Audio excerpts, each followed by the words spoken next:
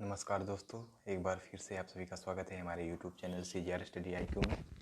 आज मैं फिर से उपस्थित हुआ हूँ आप सभी के बीच। मेरा नाम है प्रकाश बिंद्रा और जो दोस्त मेरे YouTube चैनल पे नए हैं, चैनल को ज़रूर सब्सक्राइब कर ले, क्योंकि इसी के माध्यम से मैं क्लास 12वीं यूपी बोर्ड का पूरा सिलेबस कंप्लीट कराने वाला हूँ। ठीक, अभी मैं जीवन परिचय के कुछ सीरीज ला रहा हूँ, कुछ इम्पॉर्टेंट व्यक्तित्व का जो लोग हैं उनके जीवन परिचय के बारे में बता रहा हूँ। उसके पास एक दो दिन के अंदर ही मैं क्लासेस शुरू कर दूंगा। पूरा गद्य पद्य, ठीक, रस छंद अलंकार और जितने भी ग्रामर हैं, ठीक, ग्रामर के जितने भी पार्ट हैं, ठीक, सब कुछ मैं इसी चैनल के माध्यम से आपको उपस्थित कराऊंगा। ठीक, लॉकडाउन का टाइम है, कुछ घर से ज़्यादा बाहर निकल नहीं पा रहे हैं, इसलिए कुछ असुविधा हो रही है।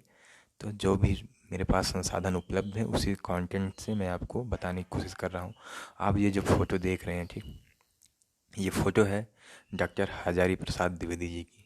ठीक, एक महान व्यक्तित्व हिंदी साहित्य जगत के। ठीक, तो मैं इन पे बात करूँगा आज। इनके जीवन परिचय को लाया हूँ। इनका व्यक्तित्व कैसा रहा है, कौन कौन सी कृतियाँ इन्होंने लिखी है, हिंदी साहित्य जगत को कैसे इन्होंने अपने कृतियों के माध्यम से अपनी सेवाएं प्रदान की हैं। ठीक, अपने समाज को वो उन्होंने उद्धार के लिए, ठीक, अपने समाज के विकास के लिए उन्होंने कैसे अपनी कृतियों के माध्यम से एक क्रांति सी खड़ी की है। ठीक, क्योंकि साहित्य समाज का ही दर्पण है। जैसे मैं बार बार कहता हूँ, साहित्य समाज का दर्पण है। इसमें भविष्य, वर्तमान और पास्ट कुछ भी देखना चाहेंगे तो देख लेंगे। तो चलते हैं इनके जीवन परिचय के बारे में। क्या है इनका जीवन परिचय? जैसे कि मैं आपको बता चुका हूँ, मैं इस तरीके से आपको बताऊँगा जिससे कि आप जीवन परिचय को एक नोट्स के रूप में तैयार कर लें और अपने एग्ज़ाम में सेम टू सेम इसी तरीके से आप जीवन परिचय को लिख दें। ठीक है, तो मैं बताने जा रहा हूँ। ठीक, आचार्य हजार प्रसादी, ठीक, आचार्य हजारी प्रसाद द्विवेदी जी का जीवन परिचय। ठीक, जीवन परिचय की बात करें तो शुक्लोत्तर युग के सुप्रसिद्ध लेखक आचार्य हजारी प्रसाद द्विवेदी जी का जन्म कहाँ हुआ है? बलिया जिले के छपरा का दुबे का छपरा नामक गांव में। ठीक, 1907 में इनका भी हुआ है। और एक ऐसे व्यक्तित्व कौन से हैं जिनका 1907 में जन्म हुआ है? ठीक, वो है महादेवी वर्मा जी। और उसके साथ साथ हरिवंश राय बच्चन साहब जी का भी जन्म 1907 में हुआ है। ठीक, ऐसे तीन महान व्यक्तित्व। ठीक, अब मुझे याद आएगा कि मैं इसी सीरीज में चल रहा हूँ। तो महादेवी वर्मा जी हैं जिन्हें आधुनिक युग की मीरा के रूप में जाना जाता है, उनका भी 1907 में हुआ है, लेकिन उनका जो देहांत हुआ है 1987 ईस्वी में हुआ है। और हरिवंश राय बच्चन साहब का जो देहांत हुआ है 2003 में हुआ है। ठीक, तो वो मुंबई में उनका देहांत हुआ है, जन्म इलाहाबाद में हुआ है। और लेकिन महादेवी वर्मा जी का जो जन्म हुआ है फर्रुखाबाद में और देहांत इलाहाबाद में हुआ है। ठीक, तो ये चीज़ें ध्यान में देनी होगी। ठीक, इनके पिता का नाम है अनमोल द्विवेदी था। ठीक, और माता का नाम ज्योति कली देवी था। ठीक, पिताजी का नाम था अनमोल द्विवेदी और माता का नाम था ज्योति कली। इनकी प्रारंभिक शिक्षा गांव इनकी प्रारंभिक शिक्षा गांव में ही हुई है। ठीक है, स्कूल की जो शिक्षा होती है वो गांव में हुई है। ठीक, काशी हिंदू विश्वविद्यालय से इन्होंने साहित्य एवं ज्योतिषाचार्य, ठीक है, परीक्षा उत्तीर्ण की। ठीक, किससे? काशी हिंदू विश्वविद्यालय। ठीक, अब मैं बता दूं काशी हिंदू विश्वविद्यालय के बारे में। ये है बनारस में है पहले। ठीक है, 1896 में, ठीक, 94 या 96 में एनी बेसंट ने Kashi inter college Hindu inter college की स्थापना की थी, हिंदू विद्यालय बनारस में। ठीक, और 1916 में मदन मोहन मालवीय जी ने, जो इनके संस्थापक फाउंडर हैं, हिंदू विश्वविद्यालय, काशी हिंदू विश्वविद्यालय की स्थापना कौन किया था? मदन मोहन मालवीय साहब ने। और वो मदन मोहन मालवीय साहब कहाँ से पढ़े हुए थे? इलाहाबाद विश्वविद्यालय से। ठीक, तो इलाहाबाद विश्वविद्यालय की गरिमा बहुत ज़्यादा है। ठीक, इलाहाबाद विश्वविद्यालय से पढ़ा हुआ व्यक्ति एक काशी हिंदू विश्वविद्यालय की स्थापना करता है और भारत के टॉप 5 में इसमें रह रहा है काशी विश्वविद्यालय। ठीक है, तो ये चीज़ें मैं धीरे धीरे आपको काफ़ी चीज़ें बताता रहूँगा। शांति निकेतन में इन्होंने संस्कृत एवं हिंदी के प्राध्यापक के रूप में सुशोभित किया गया। ठीक, शांति निकेतन में इन्होंने, ठीक है, संस्कृत और हिंदी के अध्यापक पद को सुशोभित किया। ठीक है, रविन्द्रनाथ टैगोर से जब इनकी भेंट हुई तब उन्हें साहित्य सृजन की प्रेरणा नहीं मिली। ठीक, जो साहित्य में इन्होंने रचनाओं का जो उन्हें प्रेरणा मिला, ठीक, जो क्यों हिंदी साहित्य में ये अपनी रचनाओं का प्रेरणा करने में सफल रहे, वो प्रेरणा इन्हें मिली रविन्द्रनाथ टैगोर जी से। ठीक है, विश्व भारती का संपादन इनकी ही लेखनी से हुआ। ठीक है, जो विश्व भारती का संपादन हुआ है इन्हीं की लेखनी से हुआ है। 1949 में लखनऊ विश्वविद्यालय द्वारा इन्हें डीलिट, ठीक, डीलिट की उपाधि दी गई। और ये पंजाब विश्वविद्यालय में हिंदी विभाग के अध्यक्ष व प्रोफेसर रहे, ठीक, हिंदी विभाग के अध्यक्ष, HOD मतलब हेड ऑफ डिपार्टमेंट, और प्रोफेसर रहे, ठीक। हिंदी साहित्य में इन्होंने महत्वपूर्ण योगदान के कारण भारत सरकार द्वारा इन्हें 1957 में पद्म भूषण से सम्मानित किया गया। भारत का तीसरा सबसे बड़ा पुरस्कार है, जितने बार बता चुका हूँ आपको, बार बार बता चुका हूँ आपको, भारत रत्न, भारत, ठीक है, पद्म विभूषण, पद्म भूषण और पद्मश्री। तो पद्म भूषण जो है तीसरा सबसे बड़ा सम्मान है भारत का, ठीक है। 1958 में इन्हें ये राष्ट्रीय ग्रंथ न्यास के सदस्य बने, ठीक, राष्ट्रीय ग्रंथ न्यास के ये सदस्य बन गए। कबीर नामक कृति पर इन्हें मंगला प्रसाद परिशोतिष प्रदान किया गया, ठीक। ये भी एक प्रकार का पुरस्कार है।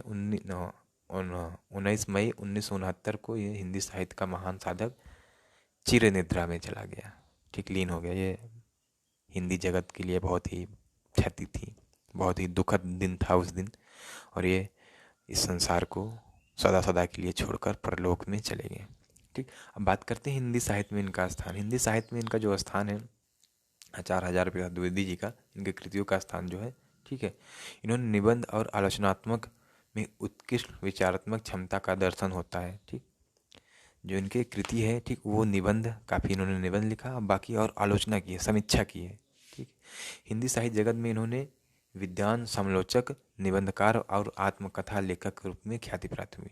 हिंदी साहित्य में इन्हें किस रूप में जाना जाता है? समालोचक, ठीक, और निबंधकार और आत्मकथा लेखक के रूप में इन्हें जानता है। यह महान व्यक्ति साहित्य क्षेत्र में युगों युगों तक अमर रहेगा, ठीक, हमेशा के लिए अमर रहेगा, ठीक। अब बात करते हैं इनके जो लेखन शैली है। लेखन शैली की बात करें हम तो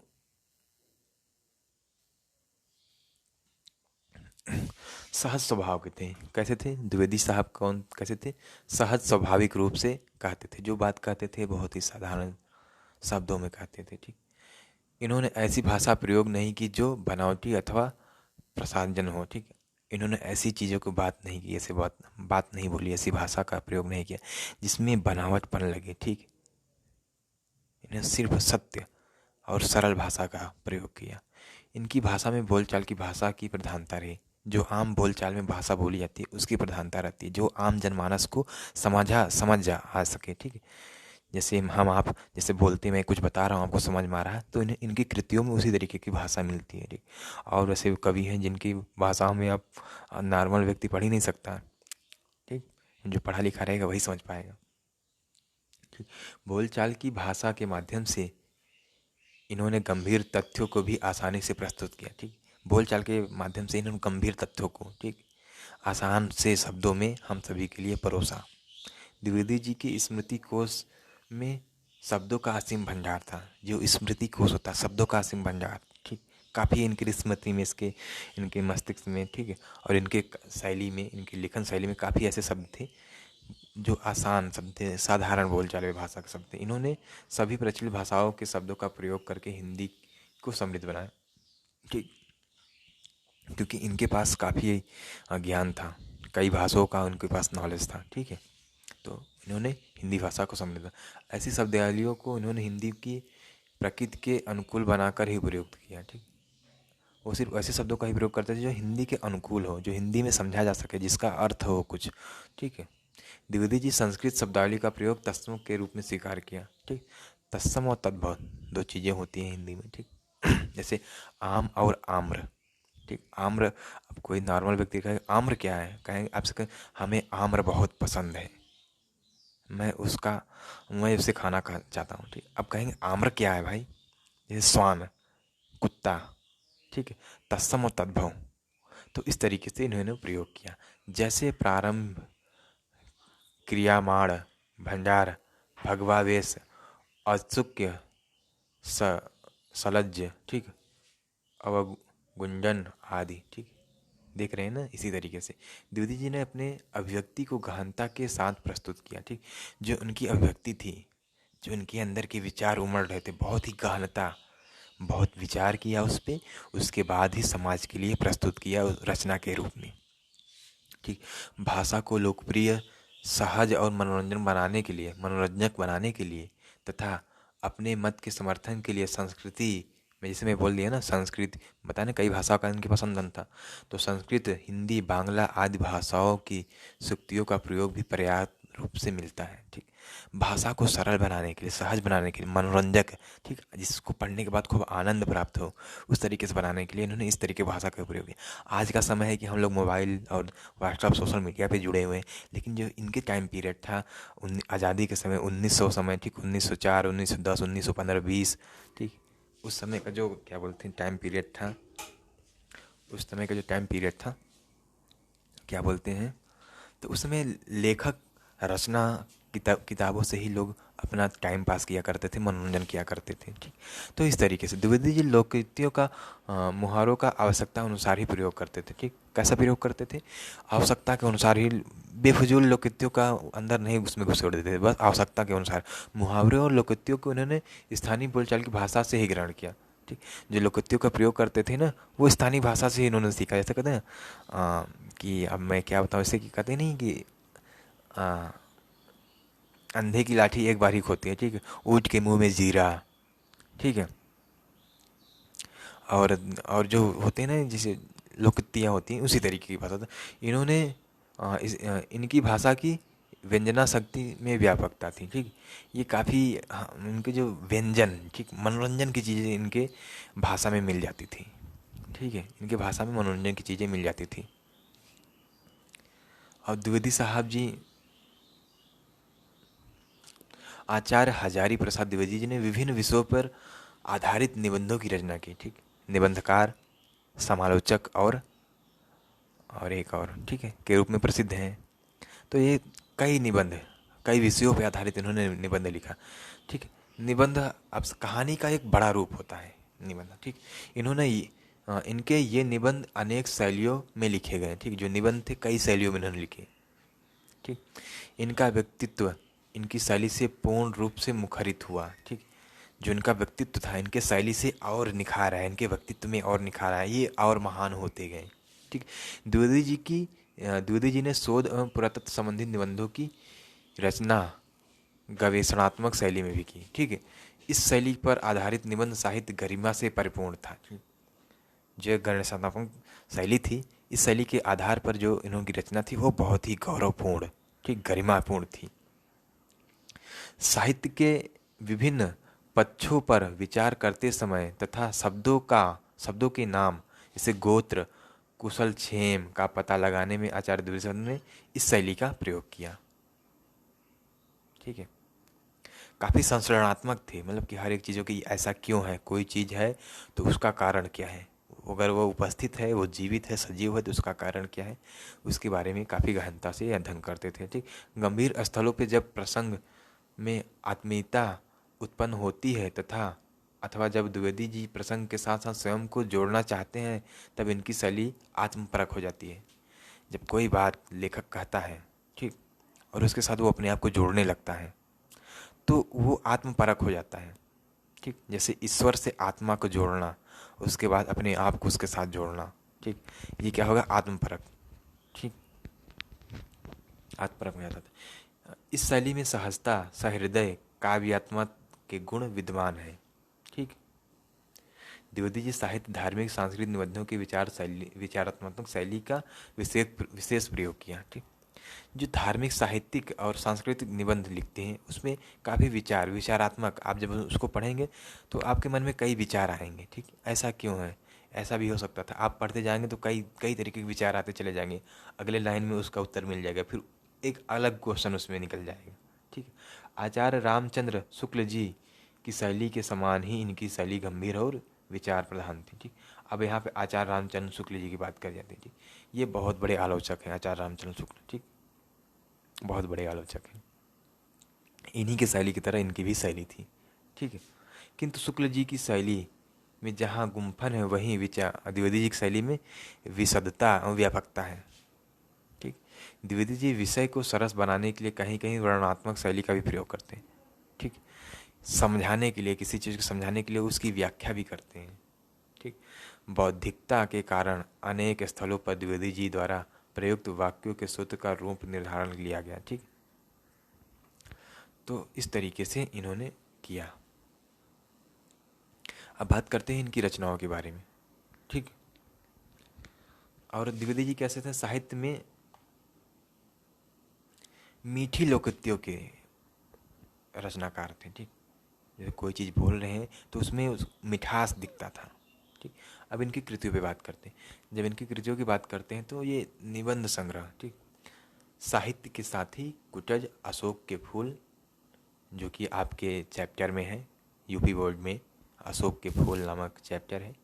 विचार वितर्क, कल्पता, आलोक पर्व, विचार प्रवाह आदि क्या है? निबंध संग्रह है। उपन्यास पुनर्नवा, अनामदास का पोथा, चारूचंद्र लेख, बाणभट्ट की आत्मकथा, ये क्या है? इनकी उपन्यास है। संपादित ग्रंथ पृथ्वीराज रासो, संदेश संदेश रासक, ठीक, नाव व सिद्धों का बानिया, सिद्धों की बनिया, नाथ एवं सिद्धों की बनिया, ठीक। आलोचना इन्होंने किस पे की है? हिंदी साहित्य की भूमिका, नाथ संप्रदाय, सूरदास और उनका काव्य, सूर साहित्य, हिंदी साहित्य का आदिकाल, कबीर, कालिदास की लालित्य योजना, साहित्य का मर्म, भारतीय वाङ्मय, ठीक। अनुदित रचना, प्रबंध कोश, पुरातन प्रबंध संग्रह, विश्व परिचय, प्रबंध चिंतामणि, मेरा बचपन, लाल कनेर आदि। इतिहास, ठीक, हिंदी साहित्य की भूमिका, हिंदी साहित्य का आदिकाल। तो ये चीज़ें रही डॉक्टर आचार्य हजारी प्रसाद द्विवेदी जी के बारे में। तो उम्मीद करता हूँ ये चीज़ें पसंद आई होंगी आपको। ठीक है दोस्तों। और जो दोस्त अभी तक मेरे चैनल पे नए हैं तो चैनल को ज़रूर सब्सक्राइब कर लें, जिससे मेरे आने वाला वीडियो का नोटिफिकेशन आप तक पहुंचता रहे। अगर आप कुछ सुझाव देना चाहते हैं मुझसे कि इसमें और कुछ सुधार कर सकूं, मैं अपने पढ़ाने के शैली में और सुधार कर सकूं, आपको और अच्छे तरीके से समझा सकूं, बता सकूं, तो आप कमेंट बॉक्स में आकर कमेंट कर सकते हैं, मुझे सुझाव दे सकते हैं। अगर कुछ कमियां रह गई हों तो मैं अगले वीडियो में ज़रूर उस पर सुधार करूँगा। तब तक के लिए धन्यवाद। जय हिंद, जय भारत, राम राम।